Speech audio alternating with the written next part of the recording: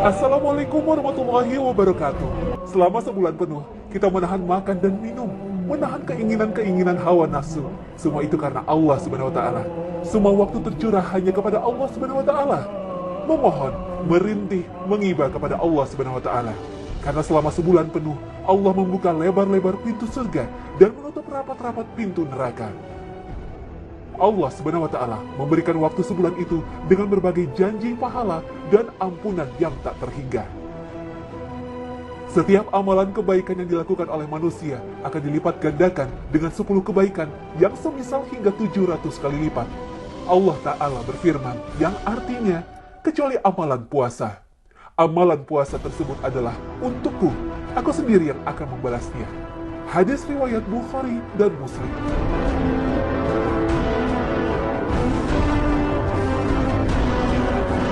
Hari ini Allah Subhanahu wa Ta'ala kembali memberikan anugerahnya yang tak terhingga pada kita umat muslim di dunia untuk merayakan Idul Fitri, Hari Raya Fitri. Hari untuk bergembira, bersukacita, mengekspresikan rasa senang, bukan waktunya berduka. Hari ini bukan waktu menahan makan dan minum lagi. Bahkan Allah Subhanahu wa Ta'ala mengharapkan kita untuk berpuasa. Waktu menahan makan dan minum telah usai. Hari ini waktunya makan supaya membedakan dengan bulan Ramadan. Itu sebabnya hari ini dinamakan Idul Fitri, Hari Raya Fitri. Fitri berasal dari kata aftara yuftiru, artinya berbuka atau tidak lagi berpuasa. Disebut Idul Fitri karena hari raya ini dimeriahkan bersamaan dengan keadaan kaum muslimin yang tidak lagi berpuasa Ramadan. Makna inilah yang banyak disebutkan dalam sejumlah hadis Nabi SAW, di antaranya dari Abu Hurairah radhiyallahu anhu, Rasulullah SAW bersabda, hari mulai berpuasa tanggal 1 Ramadan adalah hari di mana kalian semua berpuasa. Hari berbuka hari raya 1 Syawal adalah hari di mana kalian semua berbuka. Hadis riwayat Tirmizi, Abu Daud. Dan masih banyak hadis Nabi SAW senada dengan redaksi seperti ini. Semua kata fitri bermakna berbuka. Artinya, Idul Fitri adalah waktunya berbuka, tidak lagi berpuasa. Oleh karena itu, disunahkan bagi kita untuk makan terlebih dahulu pada pagi harinya sebelum kita berangkat menunaikan sholat Idul Fitri. Supaya umat mengetahui bahwa Ramadan telah selesai dan hari ini adalah hari kita berbuka bersama-sama. Fitri di sini bukan pula berarti fitrah, bukan kembali ke fitrah. Bukan kembali suci seperti bayi baru lahir, seperti halnya yang selama ini kita dengar. Memang kata fitri dan fitrah ini mirip, tapi penggunaannya tetap beda. Hal ini pun telah disepakati para ulama tanpa perbedaan. Maka jika kita masih memahami bahwa Idul Fitri itu bermakna kembali ke fitrah kita, kembali suci seperti bayi, justru akan memunculkan kesalahpahaman selanjutnya. Kesalahpahaman berantai. Wallahu a'lam.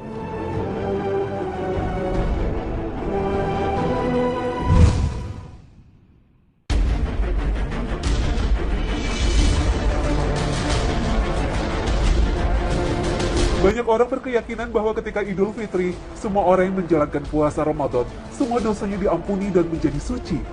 Apakah memang demikian? Keyakinan semacam ini sama dengan memastikan bahwa seluruh amal puasa kaum muslimin telah diterima oleh Allah dan menjadi kafaroh atau penghapus terhadap semua dosa yang mereka lakukan, baik dosa besar maupun dosa kecil. Padahal, tidak ada orang yang bisa memastikan hal ini. Karena tidak ada satupun makhluk yang tahu apakah amalnya diterima oleh Allah ataukah tidak.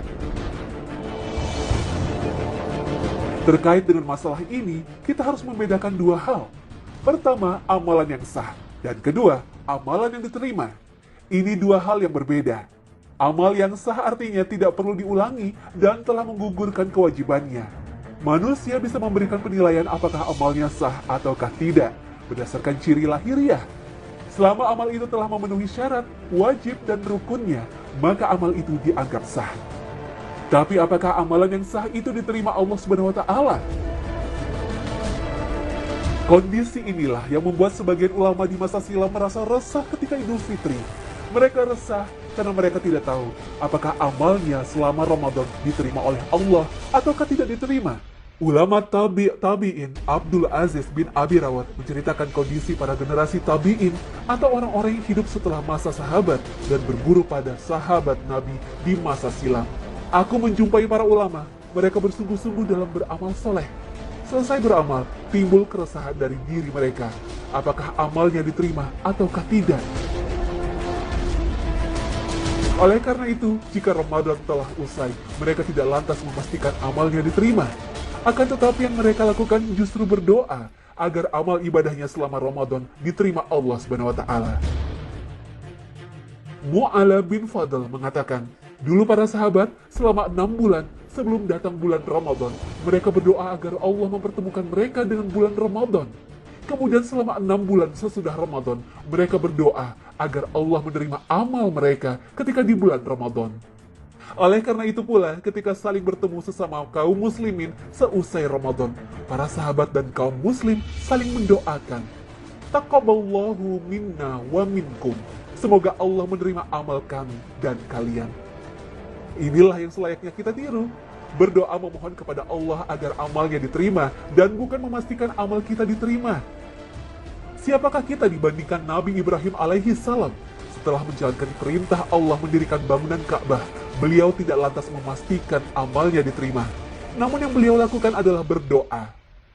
Rabbana taqabbal minna innaka antas sami'ul alim. Ya Allah, terimalah amal dari kami. Sesungguhnya Engkau zat yang maha mendengar, lagi maha mengetahui. Al-Quran Surah Al-Baqarah ayat 127. Memang, masalah diterimanya amal adalah urusan Allah SWT. Namun dari tanda-tanda pelakunya, kita bisa mengetahui apakah amal ibadah puasa Ramadan kita diterima Allah atau tidak. Imam Ibnu Rajab menyebutkan, jika setelah bulan Ramadan, seseorang senang melakukan ibadah puasa, itulah tanda diterimanya amal ibadah puasanya. Karena Allah jika menerima amalan seorang hamba, Allah akan memberi taufik untuk melakukan amalan soleh setelah itu. Inilah yang dijelaskan para ulama. Balasan dari kebaikan adalah kebaikan selanjutnya. Oleh karena itu, siapa yang melakukan kebaikan lantas diikuti dengan kebaikan selanjutnya, maka itu tanda amalan kebaikan yang pertama diterima. Sedangkan yang melakukan kebaikan lantas setelahnya malah ada kejelekan, maka itu tanda tertolaknya kebaikan tersebut dan tanda tidak diterimanya. Ibnu Katsir dalam tafsirnya menyebutkan, dan di antara balasan kejelekan adalah kejelekan selanjutnya. Dengan demikian, tanda amalan Ramadan kita diterima adalah menjadi lebih baik selepas Ramadan atau minimal menjaga kebaikan yang telah ada. Misalnya, dengan melanjutkan puasa Syawal sebagaimana dianjurkan Nabi SAW. Nabi SAW bersabda, barang siapa yang berpuasa Ramadan kemudian berpuasa 6 hari di bulan Syawal, maka dia berpuasa seperti setahun penuh. Hadis riwayat Muslim. Wallahu a'lam.